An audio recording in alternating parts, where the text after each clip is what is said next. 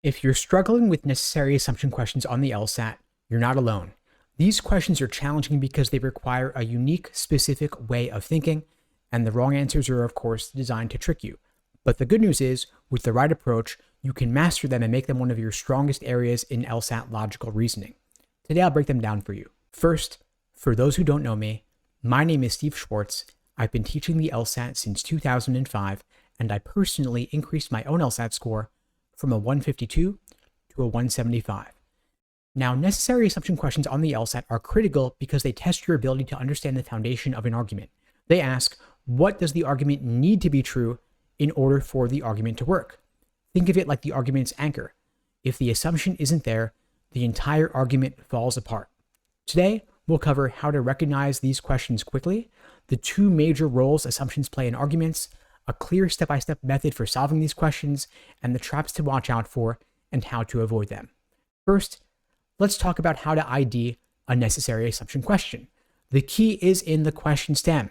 You're looking for words synonymous with necessity that show the argument depends on something like depends upon, requires, assumes, and relies.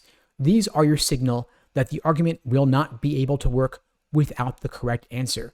Once you have ID'd the question type, you want to understand better what type of assumption you're looking for. Assumptions in arguments on the LSAT tend to fall into two major categories: connectors and blockers.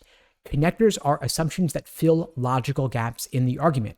They link two ideas the argument hasn't fully connected. Without the connection, the argument doesn't work. For example, if an argument says, all marathon runners have excellent stamina, and concludes, therefore, Jenna, who has excellent stamina, must be a marathon runner, there's an obvious gap here. The evidence does not prove the conclusion. The connector assumption here is only marathon runners have excellent stamina. Blockers, on the other hand, defend the argument against potential weaknesses or counter-arguments. These assumptions rule out anything that could undermine the argument. They're like a shield protecting the argument from harm. For example, if an argument concludes we should invest in new software because it will improve productivity, a potential counter-argument might be, what if the software is too expensive? The blocker assumption here would be, the software is affordable. By ruling out that objection, the assumption is guaranteeing that the argument stays intact. Understanding whether an argument needs a connector or a blocker helps you focus your analysis and predict the correct answer. Now, here is a step-by-step method for solving necessary assumption questions, but before I do, I wanted to let you know that if you're looking to break down all of your LSAT prep step-by-step with a personalized day-by-day study plan, that is exactly what we provide our students with at LSAT Unplugged. We also offer live online classes via Zoom, on-demand video courses, small group coaching, and one-on-one coaching. You can check out the links below to find out more and to book a call with me and my team. We'd be glad to help you out.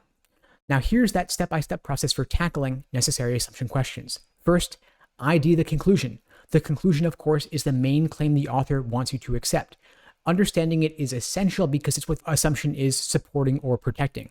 Secondly, find the evidence. Look at the reasons the author gives to justify their conclusion. These are going to be the building blocks of the argument.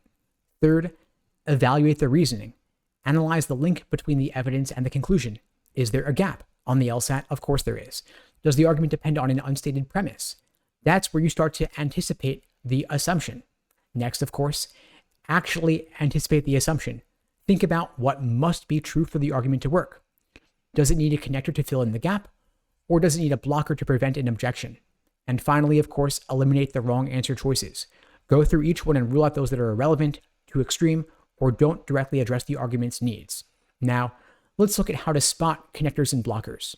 For connectors, imagine an argument claims installing solar panels will save money on electricity, therefore, installing them will reduce our overall expenses. The argument assumes that electricity savings will lead to lower total expenses. That is the connector. Now for a blocker. Let's say an argument concluded, eating organic food is healthier because it doesn't contain synthetic chemicals. A possible counter-argument might be, what if there are other factors that make non-organic foods healthier? The blocker assumption would be, no other factors make non-organic foods healthier. Now let's look for some common traps in the answer choices for necessary assumption questions. First, out of scope. These answers bring up irrelevant information. If the argument is about solar panels reducing expenses, an answer about how solar panels look would be out of scope. Second, choices that are the opposite of what is required. This would, of course, weaken and even destroy the argument instead of supporting it. If you spot one, eliminate it right off the bat. Third, extreme language. In necessary assumption questions, we want to gravitate towards more moderate language. We want to avoid choices with words like always or never, because a more moderate choice is more likely to have been required by the stimulus than more extreme language would be. The exception here is if the argument itself uses extreme language. Fourth, avoid choices that repeat premises. If it's restating what's already in the argument, it's not addressing the unstated assumption. And finally, avoid choices with reverse logic that mix up cause and effect or take the argument in the wrong direction. If you can avoid these traps, you'll save a ton of time and hone in on the correct answer that much faster. Now, one of the most powerful tools for solving necessary assumption questions is the negation or denial test. Here's how it works. You negate the answer choice that you think might be correct, and if negating it destroys the argument, then it must be the correct assumption required by the argument. For example, if the assumption is the software is compatible with existing systems, negating it would mean the software is not compatible with existing systems. If the negation undermines the argument, you have found the necessary assumption. Congratulations. Now, here are some final words of wisdom to help you master these questions. First, always focus on the connection between evidence and conclusion. That's where you're going to find your unstated necessary assumption. If the argument does not seem to have a gap at all, it does, by the way. Think about what objections the author might be assuming don't exist.